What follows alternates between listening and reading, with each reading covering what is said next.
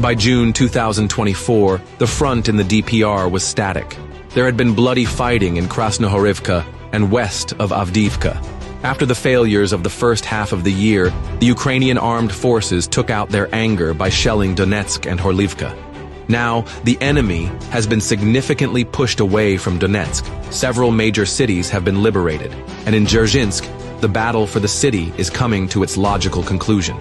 However, how did the fighting for Dzerzhinsk, which can be called a battle for the safety of Horlivka, begin?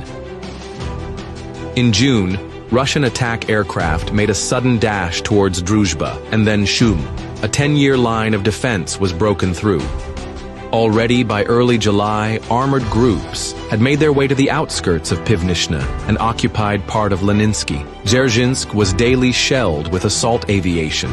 At the same time, the offensive began in the south, where Russian troops also broke through the old fortification and fought for New York and took Yurivka.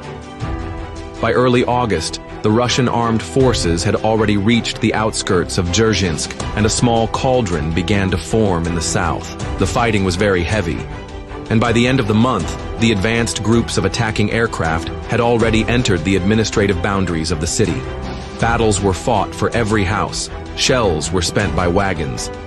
Already by September, the AFU managed to stabilize the situation for a while, although they were losing positions on a daily basis.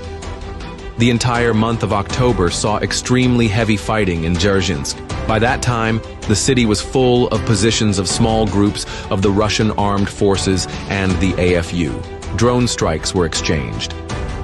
But by November, it became clear that the Russian armed forces could not hold on to Leonidivka. The enemy counterattacked with the involvement of special forces and held Sherbinivka at that time.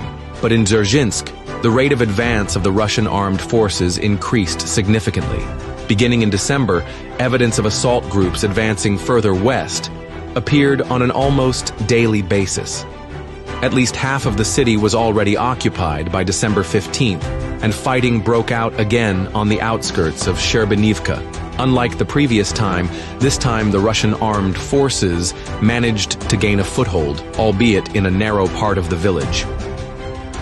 By December 31st, about two-thirds of Dzerzhinsk was already under the control of Russian troops, and reserves were being brought into the city to build up the pace of the assault. On the western flank, there were advances in Sherbinivka, and by the current moment, there was practically no enemy-controlled residential area left in the city, although the fighting was still going on. For the final liberation of the city, Russian troops need to occupy the remaining uplands, including the Toretska mine. After that, it will be pointless for the AFU to cling to the settlement. At the same time, the capture of the city will not only reduce the intensity of shelling of Horlivka, but will also open the way to the south of Kostiantynivka, significantly complicating the enemy's position in the Artemivsk direction.